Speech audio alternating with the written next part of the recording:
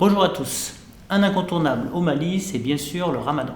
Un mot rarement utilisé ici d'ailleurs, puisqu'on parle plutôt de jeûne, de carême ou de mois de carême. Ce qui est assez logique, puisque Ramadan, c'est seulement le nom du mois en arabe.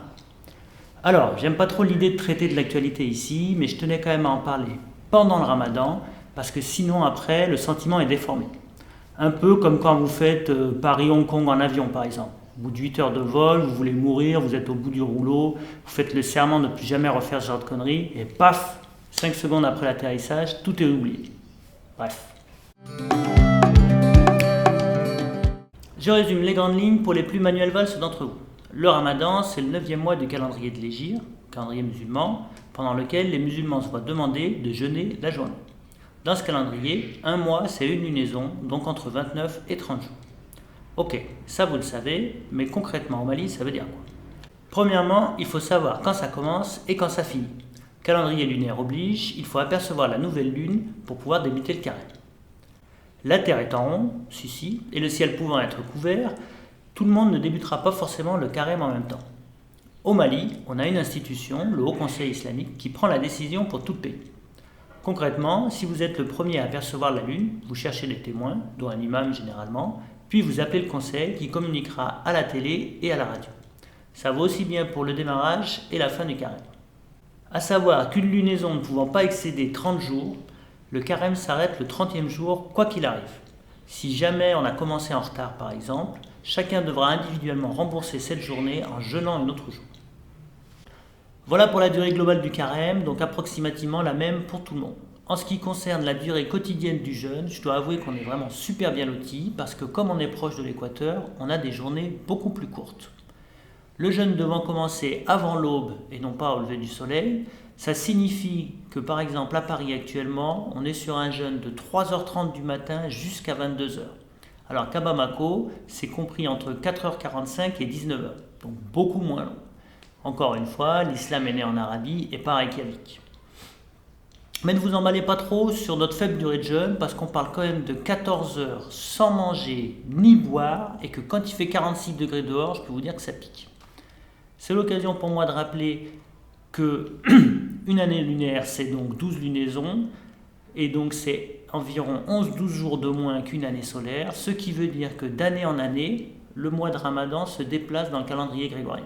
Actuellement, on est nous sur la fin de la période sèche et le début de la saison des pluies. Ok, donc un mois à baver des ronds de chapeau. Mais concrètement, ça se passe comment? Alors, premièrement, ne sont concernés que les musulmans pubères. Les femmes ayant leur menstru et les personnes dont ça compromettrait la santé en sont également exclues. Ça, c'est la règle. Au Mali, on n'est pas dans la répression, donc dans la pratique, il y a beaucoup de gens qui ne jeûnent pas. D'abord, il y a les élèves et les étudiants. Par exemple, cette année, les examens sont tombés pendant le carême. Mais également beaucoup d'adultes en bonne santé, simplement par manque de foi, par de motivation ou parce que jeûner les empêche de subvenir aux besoins de leur famille, qui reste quand même la priorité numéro 1. Quelle qu'en soit la raison, les non-jeûneurs se font extrêmement discrets et même les non-musulmans se font tout petits pendant cette période pour ne pas déranger. Il me semble même que la plupart des bars et autres soient fermés. Ok pour les non-jeûneurs. Et pour les jeûneurs, ça se passe comment alors? Eh bien, ça commence assez tôt, aux alentours de 3h30 pour les femmes qui doivent préparer ou réchauffer la nourriture. Alors, c'est très important de noter qu'il n'y a pas de repas type de Ramadan. Chaque famille a ses petites habitudes, que ce soit pour le matin ou le soir, et puis c'est de toute manière très changeant, même au sein des familles. Le matin, quand même, généralement, on mange du riz ou des pâtes, des sucres lents, donc, avec de la sauce. Alors, aujourd'hui, on a des thermos, on a des frigos, etc. Donc on peut préparer la veille et il suffit de la réchauffer. Mais imaginez le boulot que ça devait représenter avant pour les femmes qui devaient tout préparer pendant la nuit. En accompagnement, on a toujours du café, du Lipton au citron ou du quinqueliba et souvent du lait caillé par exemple pour réduire la sensation de soif au cours de la journée. Ensuite, la nourriture est prête, il est un peu plus de 4 heures, les autres se réveillent. Et là, le sommeil, la fatigue, la nécessité de manger sans avoir envie et de boire également, tout ça en quantité, fait que c'est pas vraiment un moment très convivial, c'est plutôt silencieux, mais voilà, on peut quand même profiter du silence et de la fraîcheur de la nuit, c'est toujours ça. Une fois la nourriture avalée, on passe aux prières, à la maison ou à la mosquée, pour avoir bouclé tout ça avant l'aube. Et là, ensuite, il y a deux écoles. Il y a ceux qui vont continuer la journée directement, parce qu'il est presque 5 heures du mat, et puis les autres, la majorité, qui retournent se coucher. Ensuite, c'est ceinture jusqu'au coucher du soleil, donc vers 19 heures environ ici. Vous connaissez l'expression « long comme un jour sans pain » ? Eh bien, je peux vous assurer que vous n'aurez pas faim tellement vous aurez soif. Peut-être que vous avez déjà eu des maux de tête dus à la déshydratation, mais est-ce que vous avez déjà eu les oreilles bouchées tellement vous aviez soif ? N'écoutez pas ceux qui vous disent que c'est facile, parce que ça ne l'est pas.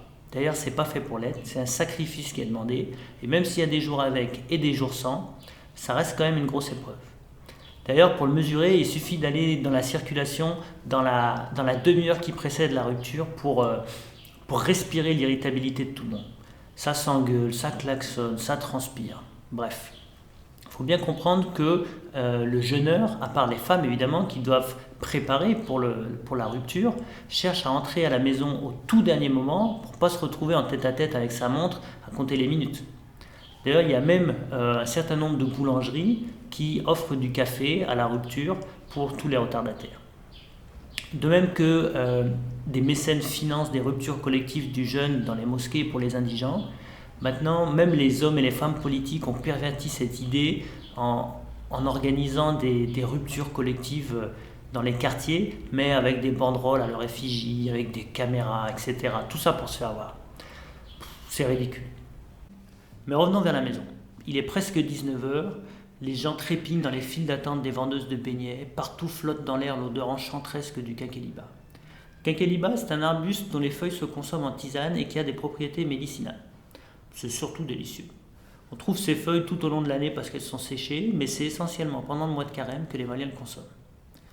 De retour à la maison, avec du froufrou ou des dattes ou quelconque autre douceur, on assiste alors au ballet des femmes affairées aux derniers préparatifs. Notamment servir le quinqueliba et la bouillie de mil dans des bols pour ne pas perdre de temps le moment venu. Ensuite, avec la télévision ou la radio en fond sonore, on échange un petit peu les anecdotes de cette nouvelle journée de jeûne jusqu'à ce que l'appel vienne rompre et le jeûne et les conversations. C'est la délivrance. Ensuite, une fois le jeûne rompu, c'est le moment de la prière. Aux 4 rakas habituels s'ajoutent les 10 rakas d'Afoussane, plus 2, plus 1, soit un total de 17 rakas. La plupart des gens font une rupture légère du jeûne à 19 heures, puis de retour de la mosquée, mangent alors un repas plus consistant qui correspond à leur repas du soir classique. Pour beaucoup, c'est l'heure d'aller se coucher, mais pour les dévots, il est temps de retourner prier. Le mois de Ramadan est une bonne occasion de se retrouver pour prier en groupe, notamment parce que beaucoup de bienfaits sont promis à ceux qui prieront pendant la nuit du destin. Alors la nuit du destin, c'est une nuit du mois de Ramadan dont la date est inconnue et qui se déplace d'année en année. Elle est réputée tomber plus particulièrement, mais pas nécessairement, pendant les 10 dernières nuits, ou bien les nuits des jours impairs, ou bien les 3 dernières nuits, ou encore la nuit du 27e jour. Statistique oblige, l'affluence à ces prières nocturnes correspond aux probabilités.